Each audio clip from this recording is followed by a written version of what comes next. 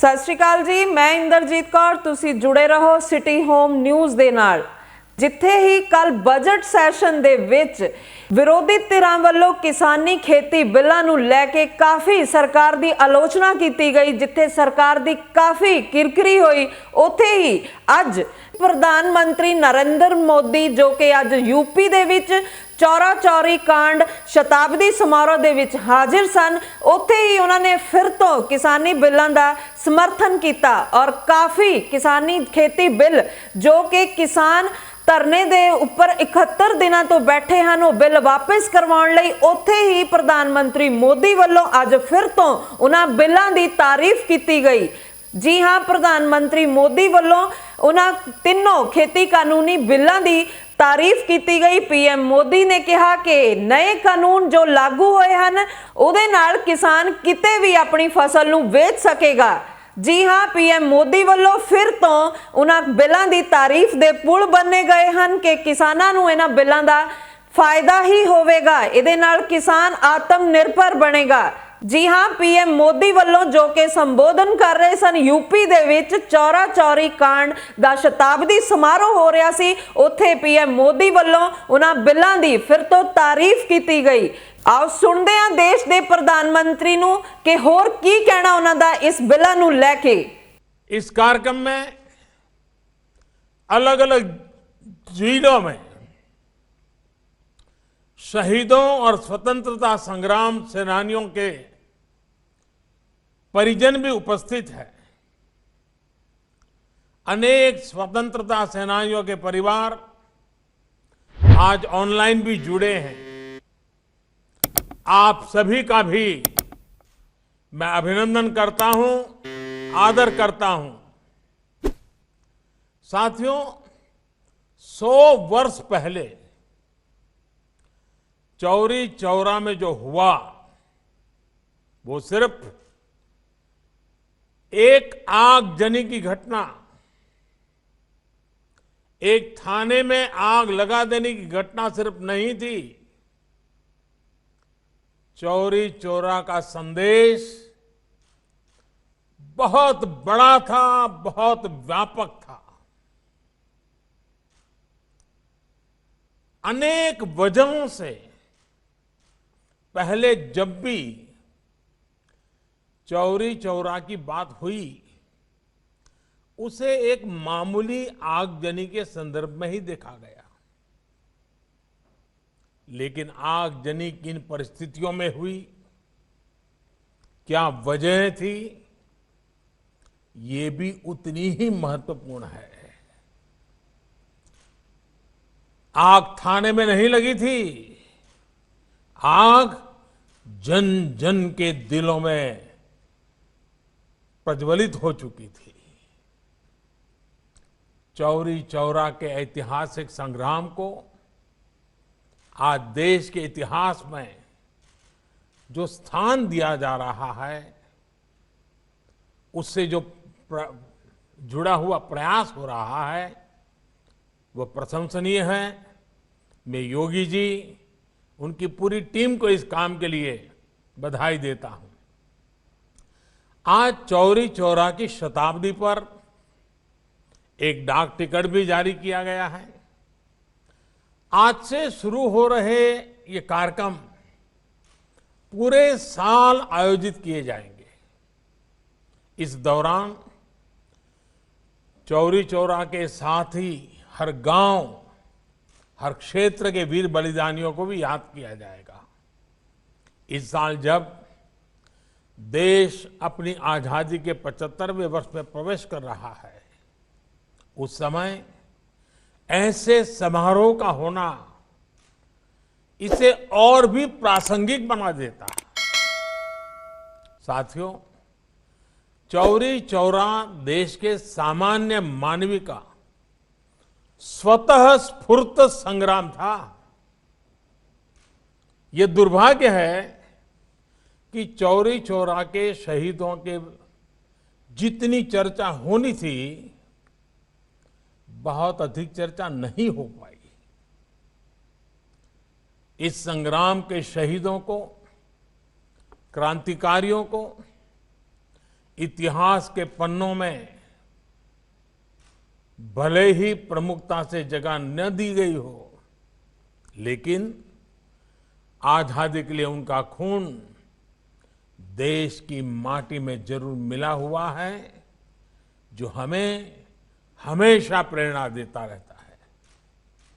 अलग अलग गांव, अलग अलग आयु, अलग अलग सामाजिक पृष्ठभूमि, लेकिन एक साथ मिलकर वो सब मां भारती की वीर संतान थे। आजादी के आंदोलन में संभवतः ऐसे कम ही वाक्य होंगे, ऐसे कम ही घटनाएं होगी जिसमें किसी एक घटना पर 19 स्वतंत्रता सेनानियों को फांसी के फंदे पे लटका दिया गया हो। अंग्रेजी हुकूमत तो सैकड़ों स्वतंत्रता सेनानियों को फांसी देने पर तुली हुई थी, लेकिन बाबा राघवदास और महामना मालवीय जी के प्रयासों की वजह से करीब करीब 150 लोगों को फांसी से बचा लिया गया था। इसलिए आज का दिन विशेष रूप से बाबा राघवदास और महामना मदन मोहन मालवीय जी को भी प्रणाम करने का है, उनका स्मरण करने का है। साथियों, मुझे खुशी है कि इस पूरे अभियान से हमारे छात्र छात्राओं युवाओं को प्रतियोगिता के माध्यम से भी जोड़ा जा रहा है। हमारे युवा जो अध्ययन करेंगे उससे उन्हें इतिहास के कई अनकहे पहलू पता चलेंगे। भारत सरकार के शिक्षा मंत्रालय ने भी आजादी के 75 साल पूरे होने पर युवा लेखकों को स्वतंत्रता सेनानियों पर किताब लिखने के लिए, घटनाओं पर किताब लिखने के लिए, शोध पत्र लिखने के लिए आमंत्रित किया है। चौरी चौरा संग्राम के कितने ही ऐसे वीर सेनानी हैं जिनके जीवन को आप देश के सामने ला सकते हैं। चौरी चौरा शताब्दी के इन कार्यक्रमों को लोकल कला, संस्कृति और आत्मनिर्भरता से जोड़ने का प्रयास किया गया है। ये प्रयास भी हमारे स्वतंत्रता सेनानियों के प्रति हमारी श्रद्धांजलि होगी। मैं इस आयोजन के लिए मुख्यमंत्री योगी आदित्यनाथ जी को और यूपी की सरकार की भी सराहना करता हूं। साथियों, सामूहिकता के जिस शक्ति ने गुलामी की बेड़ियों को तोड़ा था, वही शक्ति भारत को दुनिया की बड़ी ताकत भी बनाएगी। सामूहिकता की यही शक्ति आत्मनिर्भर भारत अभियान का मूलभूत आधार है। इस देश को 130 करोड़ देशवासियों के लिए भी आत्मनिर्भर बना रहे हैं और पूरे वैश्विक परिवार की भलाई के लिए भी। आप कल्पना करिए, इस कोरोना काल में जब भारत ने 150 से ज्यादा देशों के नागरिकों की मदद के लिए जरूरी दवाइयां भेजी, आज भारत ने दुनिया के अलग अलग देशों से अपने 50 लाख से अधिक नागरिकों को स्वदेश लाने का काम किया। जब भारत ने अनेकों देशों के हजारों नागरिकों को सुरक्षित उनके देश भेजा, जब आज भारत खुद कोरोना की वैक्सीन बना रहा है। दुनिया के बड़े बड़े देशों से भी तेज गति से टीकाकरण कर रहा है। जब भारत मानव जीवन की रक्षा को ध्यान में रखते हुए दुनिया भर को वैक्सीन पहुंचा रहा है, दे रहा है, तो हमारे स्वतंत्रता सेनानियों को जहां भी उनकी आत्मा होगी जरूर गर्व महसूस होता होगा। साथियों, इस अभियान को सफल बनाने के लिए अभूतपूर्व प्रयासों की भी जरूरत है। इन भगीरथ प्रयासों की एक झलक हमें इस बार के बजट में भी दिखाई देती है। कोरोना काल में देश के सामने जो चुनौतियां आई, उनके समाधान को ये बजट नई तेजी देने वाला है। साथियों, बजट के पहले कई दिग्गज ये कह रहे थे कि देश ने इतने बड़े संकट का सामना किया है, इसलिए सरकार को टैक्स बढ़ाना ही पड़ेगा, देश के आम नागरिक पर बोझ डालना ही होगा, नए नए कर जो लगाने ही पड़ेंगे। लेकिन इस बजट में देशवासियों पर कोई बोझ नहीं बढ़ाया गया, बल्कि देश को तेजी से आगे बढ़ाने के लिए सरकार ने ज्यादा से ज्यादा खर्च करने का फैसला लिया है। ये खर्च देश में चौड़ी सड़कें बनाने के लिए होगा। ये खर्च आपके गांव को शहरों से, बाजार से, मंडियों से जोड़ने के लिए होगा। इस खर्च में पुल बनेंगे, रेल की पटरियां बिछेंगी, नई रेल चलेगी, नई बसें भी चलाई जाएगी, शिक्षा, पढ़ाई लिखाई की व्यवस्था अच्छी हो, हमारे युवाओं को ज्यादा अच्छे अवसर मिले, उसके लिए भी बजट में अनेक फैसले लिए गए हैं। और साथियों, इन सब कामों के लिए काम करने वालों की भी तो जरूरत पड़ेगी। जब सरकार निर्माण पर ज्यादा खर्च करेगी तो देश के लाखों नौजवानों को रोजगार भी मिलेगा, आमदनी के नए रास्ते खुलेंगे। साथियों, दशकों से हमारे देश में बजट का मतलब बस इतना ही हो गया था कि किसके नाम पर क्या घोषणा कर दी गई। बजट को वोट बैंक के हिसाब किताब का वही खाता बना दिया गया था। आप सोचिए, आप भी अपने घर में आने वाले खर्चों का लेखा जोखा अपनी वर्तमान और भविष्य की जिम्मेदारियों के हिसाब से करते हैं। लेकिन पहले की सरकारों ने बजट को ऐसी घोषणाओं का माध्यम बना दिया था जो पूरी ही नहीं कर पाते थे। अब देश ने वो सोच बदल दी है, अप्रोच बदल दी है। साथियों, कोरोना काल में भारत ने जिस तरह से इस महामारी से लड़ाई लड़ी है, आज उसकी तारीफ पूरी दुनिया में हो रही है।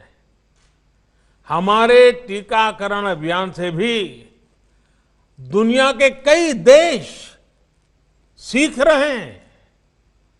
अब देश का प्रयास है कि हर गांव कस्बे में भी इलाज की ऐसी व्यवस्था हो कि हर छोटी मोटी बीमारी के लिए शहर की तरफ भागना न पड़े। इतना ही नहीं, शहरों में भी अस्पतालों में इलाज कराने में तकलीफ न हो, इसके लिए भी बड़े फैसले लिए गए हैं।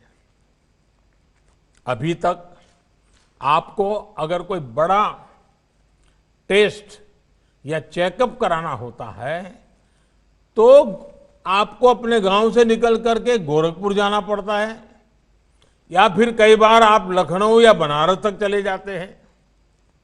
आपको इन दिक्कतों से बचाने के लिए अब सभी जिलों में आधुनिक टेस्टिंग लैब बनाई जाएगी।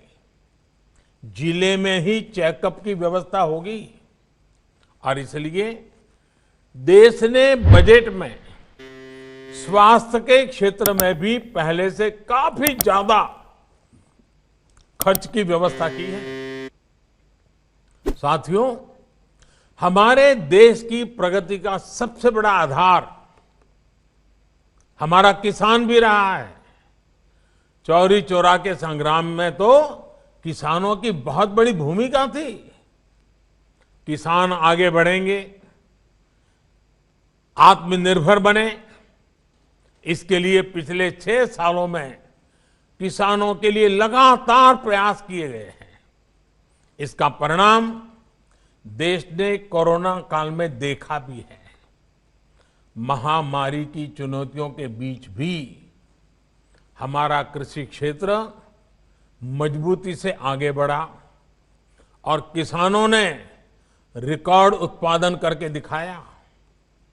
हमारा किसान अगर और सशक्त होगा तो कृषि क्षेत्र में ये प्रगति और तेज होगी। इसके लिए इस बजट में कई कदम उठाए गए हैं। मंडियों किसानों के फायदों का बाजार बने, इसके लिए 1000 और मंडियों को इनाम से जोड़ा जाएगा। यानी मंडी में जब किसान अपनी फसल बेचने जाएगा तो उसे और आसानी हो जाएगी। वो अपनी फसल कहीं भी बेच सकेगा। इसके साथ ही ग्रामीण क्षेत्र के लिए इंफ्रास्ट्रक्चर फंड को बढ़ाकर 40,000 करोड़ रुपए कर दिया गया है। इसका भी सीधा लाभ किसान को होगा। ये सब फैसले हमारे किसान को आत्मनिर्भर बनाएंगे, कृषि को लाभ का व्यापार बनाएंगे। यहां यूपी में जो केंद्र सरकार ने जो प्रधानमंत्री स्वामित्व योजना की शुरुआत की है, वो भी देश के गांवों के विकास में अहम भूमिका निभाने वाली है। इस योजना के तहत गांव की जमीनों, गांव के घरों का कागज गांव के लोगों को दिया जा रहा है। जब अपनी जमीन के सही कागज होंगे, अपने घर के सही कागज होंगे, तो उनका मूल्य तो बढ़ेगा ही, बैंकों से बहुत आसानी से कर्ज भी मिल जाएगा। गांव के लोगों के घर और जमीन पर कोई अपनी बुरी दृष्टि भी नहीं डाल पाएगा। इसका बहुत बड़ा लाभ देश के छोटे किसानों को, गांव के गरीब परिवारों को होगा। साथियों, आज ये प्रयास किस तरह देश की तस्वीर बदल रहे हैं, गोरखपुर खुद में इसका बहुत बड़ा उदाहरण है। क्रांतिकारियों की ये धरती कितने ही बलिदानों का गवाह ये क्षेत्र, लेकिन पहले यहां क्या तस्वीर होती थी? यहां कारखाने बंद हो रहे थे, सड़कें खस्ता हाल थी, अस्पताल खुद में बीमार हो गए थे। लेकिन अब गोरखपुर खाद कारखाना फिर से शुरू हो रहा है। इसमें किसानों को भी लाभ होगा और युवाओं को रोजगार भी मिलेगा। आज गोरखपुर में एम्स बन रहा है। यहां का मेडिकल कॉलेज और अस्पताल हजारों बच्चों का जीवन बचा रहे हैं। पिछले कई दशकों से यहां इंसेफेलाइटिस, जिसका उल्लेख अभी योगी जी ने किया, बच्चों का जीवन निगल रही थी। लेकिन योगी जी के नेतृत्व में गोरखपुर के लोगों ने जो काम किया, अब उसकी प्रशंसा दुनिया की बड़ी बड़ी संस्थाएं कर रही हैं। अब तो देवरिया, कुशीनगर, बस्ती, महाराजगंज और सिद्धार्थनगर में भी नए मेडिकल कॉलेज बन रहे हैं। साथियों, पहले पूर्वांचल की एक और बड़ी समस्या थी।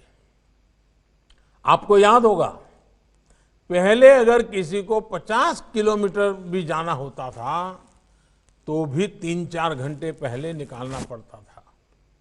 लेकिन आज यहां 4 लेन और 6 लेन सड़कें बन रही हैं। इतना ही नहीं, गोरखपुर से 8 शहरों के लिए फ्लाइट की भी सुविधा बनाई गई है। कुशीनगर में बन रहा इंटरनेशनल एयरपोर्ट यहां टूरिज्म सेक्टर को भी आगे बढ़ाएगा। साथियों, ये विकास, आत्मनिर्भरता के लिए ये बदलाव आज हर स्वतंत्रता सेनानी को देश की श्रद्धांजलि है। आज जब हम चौरी चौरा शताब्दी वर्ष मना रहे हैं तो हमें इस बदलाव को सामूहिक भागीदारी से आगे बढ़ाने का संकल्प लेना है। हमें ये भी संकल्प लेना है कि देश की एकता हमारे लिए सबसे पहले है, देश का सम्मान हमारे लिए सबसे बड़ा है। इसी भावना के साथ हमें हर एक देशवासी को साथ लेकर आगे बढ़ना है। मुझे विश्वास है, जो यात्रा हमने शुरू की है उसे हम एक नए भारत के निर्माण के साथ पूरा करेंगे। मैं फिर एक बार शहीदों की इस शताब्दी के बेला पर पूरे साल भर एक बात न भूलें कि वे देश के लिए शहीद हुए थे। वे शहीद हुए, उसके कारण आज हम स्वतंत्र हुए। वे देश के लिए मर सके, अपने आप को मार सके, अपने सपनों को आहूत कर सके। कम से कम हम, मरने की नौबत तो नहीं है, लेकिन देश के लिए जीने का संकल्प जरूर लें। उन्हें सौभाग्य मिला देश के लिए मरने का, हमें सौभाग्य मिला देश के लिए जीने का। ये पूरा शताब्दी वर्ष चौरी चौरा के शहीदों का स्मरण करते हुए ये हमारे लिए संकल्प का वर्ष बनना चाहिए, हमारे लिए सपनों को साकार करने का वर्ष बनना चाहिए, हमारे लिए जी जान से लिए जन जन की भलाई के लिए जुट जाने का बनना चाहिए। तभी ये शहादत का 100 साल हमें नई ऊंचाइयों पर ले जाने का एक अपने आप में अवसर बन जाएगा और उनकी शहादत हमारी प्रेरणा का कारण बनेगी। इसी एक भावना के साथ मैं फिर एक बार आप सबका बहुत बहुत धन्यवाद करता हूं।